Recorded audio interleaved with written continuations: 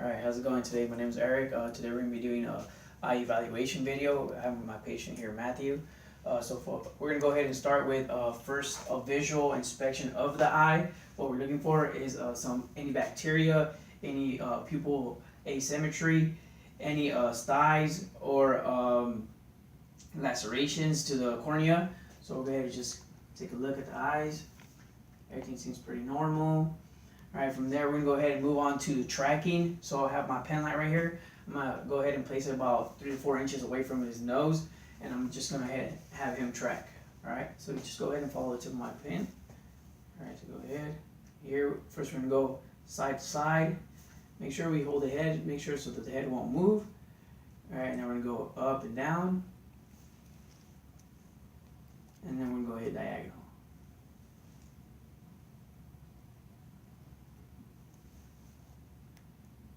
Alright, everything seems pretty normal. Alright, next we're going to go ahead and move on to our pupil response. So since we have light in here, usually want to be in a low lit room to get a good pupil response.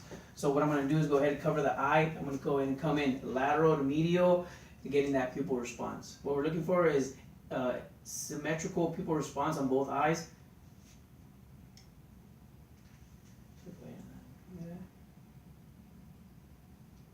Alright, that's good. So what we're looking for is constriction of the pupil, and everything is pretty normal.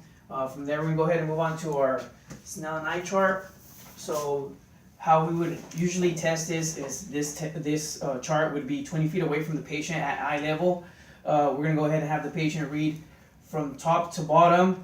So they're going to go down through the whole list of letters, and when they either make a mistake or they can't read a full line completely, you go back to the previous line, and that's what their corrective vision is. For example, a person that has 20/20 vision would be able to read this whole line perfectly clear. If somebody that does not have 20/20 vision reads this chart, this number, which is number 6, and they miss this letter, you go back up and you tell them. And for example, this would be 20/40, so that means that a person could read something at 20 feet that somebody else could read at 40 feet, and that's bad vision right there. Alright, so go ahead and we're going to move on to our ophthalmoscope. So what you want to do is you want to set 2 focal visions. So what you want is short focal length and long focal length, or infinite focal length. So what you're going to do is you're going to go ahead and turn it on, and you're going to go ahead and adjust the light for the brightest it can go, and then you want to have your hand about 3 inches from the ophthalmoscope, and you're just going to go ahead and scroll through it till you can see the dorsal side of your hand pretty clear.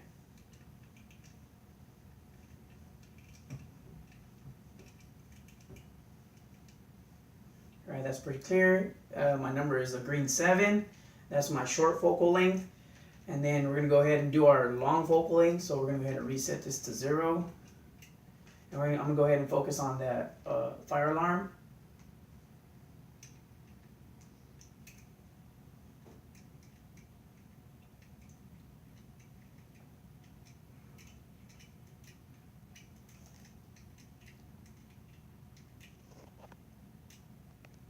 Alright, I'm at a red 1. Alright, so we're going to go ahead and move on to the short length focal. So we're going to go ahead and we're looking for any corneal abrasions, any irregular shape to the iris. So we're going to go ahead and make this the brightest light we can go. So we're going to go ahead and make sure when you're on the left side, you use the left hand. Make sure you use your right hand to place it on the forehead to judge how close and how far are you from the patient, and this avoids bumping heads and so forth. So we're going to go ahead and come in. Look at the cornea, iris, everything looks pretty normal. Alright, from there we're going to go ahead and move to our infinite focal length, so which was for me a red 1. Alright, so now on this one we're looking for the optic disc and the retina, if any abnormal things happen to the retina, such as detached retina. Alright, so we'll go ahead and get in there and look.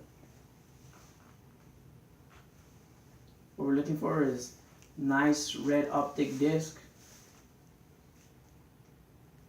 Alright, everything is normal. We have a good, nice color on the optic disc. And